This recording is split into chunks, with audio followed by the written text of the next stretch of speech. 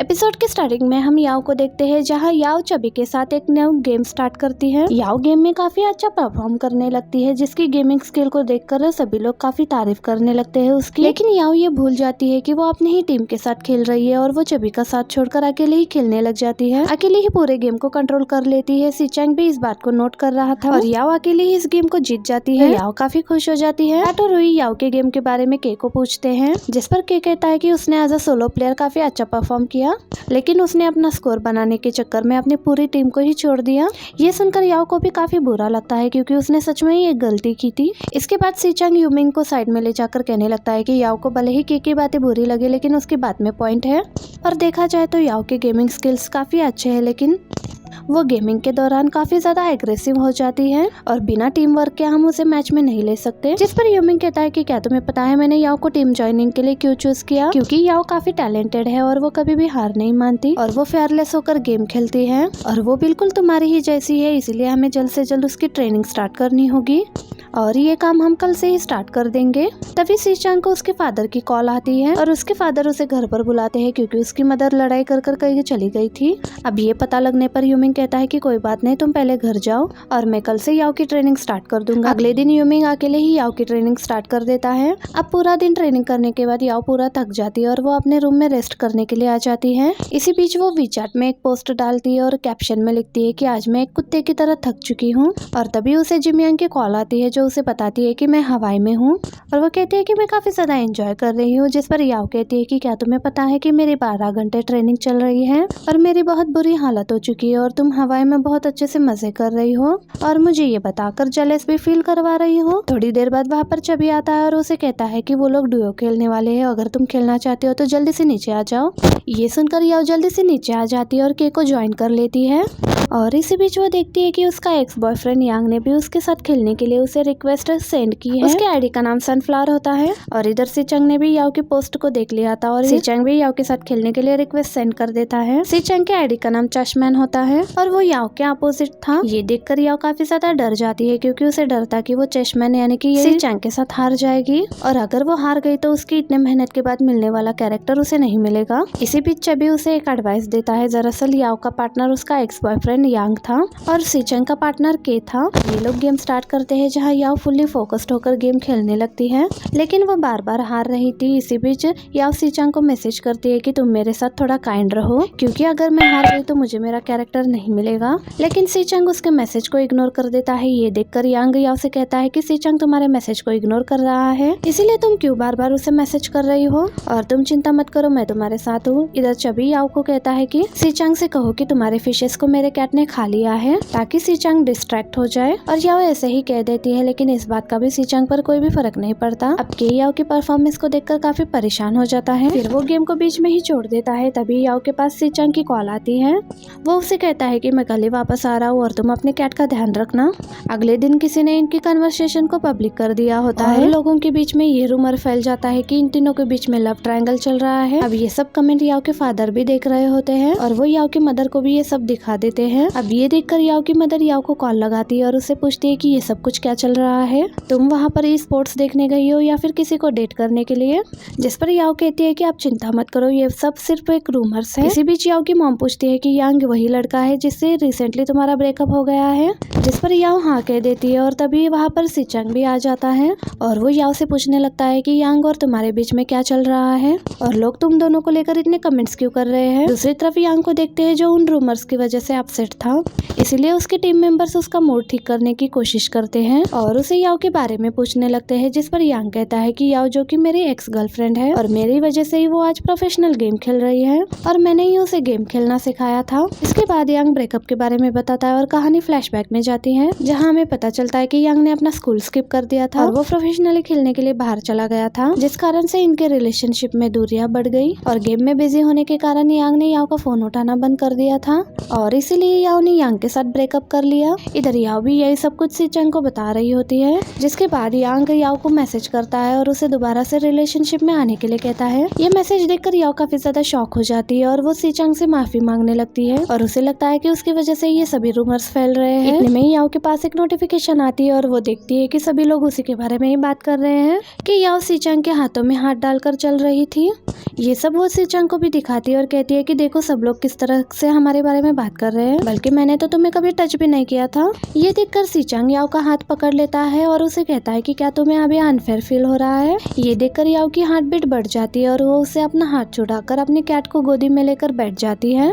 अब इसके बाद यांग दोबारा से याओ को मैसेज करता है और उसे फिर से रिलेशनशिप में आने के लिए कन्विंस कर रहा होता है। वही सीचंग कंफ्यूज था कि आखिर याओ को मैसेज कौन कर रहा है। ये देखने के लिए सीचंग याओ के पीछे पीछे घूमने लगता है और उसके फोन में झांकने की कोशिश करने लगता है, लेकिन वो देख नहीं पाता कि आखिर ये मैसेजेस कौन कर रहा है। फिर वो दोबारा से उसके पास आकर बैठ जाता है और उसके हाथ से फोन लेने की कोशिश करता है, लेकिन याओ अपने फोन को छुपाती है और उसे कहती है कि तुम्हें लोगों की मिसअंडरस्टैंडिंग को दूर करना होगा, जिस पर सीचंग कहता है कि ये तो मैं ऑलरेडी कर चुका हूँ। ये सुनने के बाद जब याओ चेक करती है तो सीचंग ने सच में लोगों के लिए एक मैसेज छोड़ा हुआ था। सीचंग अब यहाँ से जाने लगता है और जाते जाते याओ से कहने लगता है कि कल एक एफएनसी के अगेंस्ट ओपन ट्रेनिंग मैच होने वाला है, इसलिए तुम हार मत जाना। ये सुनकर याओ खुश हो जाती है क्योंकि ये पहली बार उनके साथ मैच ज्वाइन करने वाली थी। दूसरी तरफ यांग को याओ का मैसेज मिलता है जो उसे कहती है कि मैं ऑलरेडी मूव कर चुकी हूँ, इसलिए अब मैं तुम्हारे साथ रिलेशनशिप में दोबारा नहीं आ सकती, जिस वजह से यांग को शक हो जाता है कि याओ और सीचंग के बीच में सच में कुछ चल रहा है और इसीलिए वो आजिया को कॉल करता है और उसे इन दोनों के बारे में पूछने लग जाता है।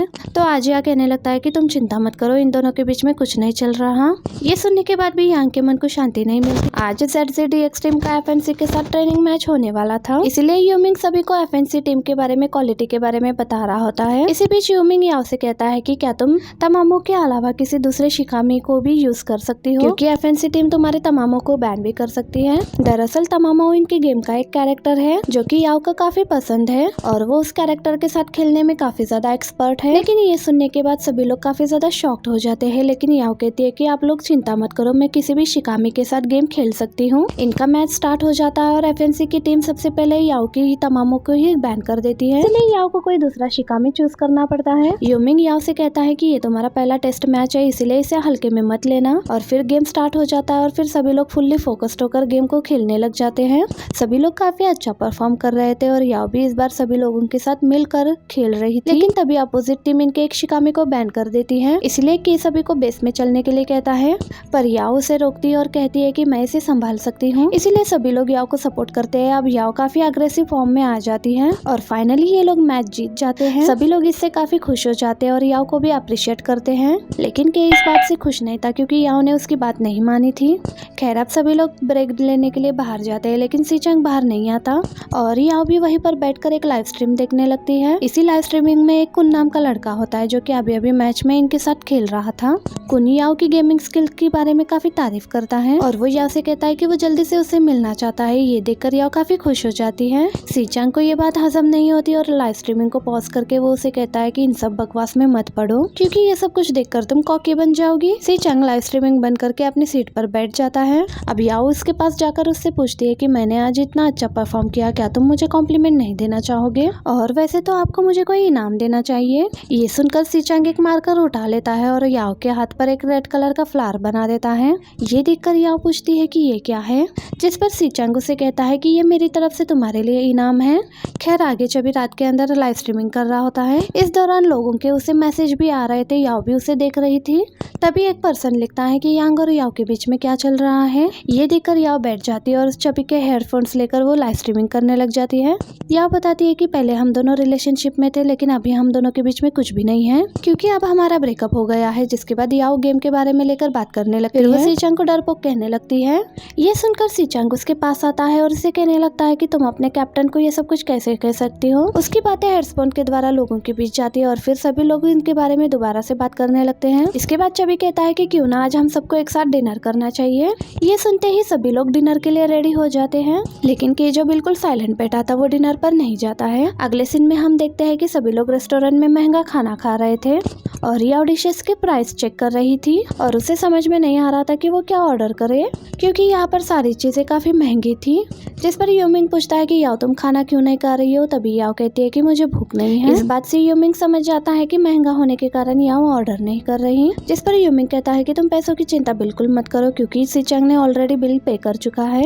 अब ये सुनकर याओ वेटर से कहने लगती है कि मेरे लिए 2 सूप लेकर आओ, एक मेरे पीने के लिए और एक से मुझे अपना मुंह धोना है। अब ये सुनकर सीचंग हंसने लगता है और याओ से कहने लगता है कि शॉर्टी तुम्हें ना मीट ज्यादा खाना चाहिए, मीट तुम्हारी हाइट को इंक्रीज करने में हेल्प करेगा। इसके बाद रूही याओ से पूछता है कि पहले तो तुमने टीम को ज्वाइन करने से मना कर दिया, लेकिन अचानक से ही तुमने अपना डिसीजन चेंज कर लिया। इस पर याओ कहती है कि पहले तो मुझे लगा कि तुम मुझसे झूठ बोल रहे हो, लेकिन तुमने जब ZZDX टीम का नाम लिया तो मुझे बिलीव हो गया।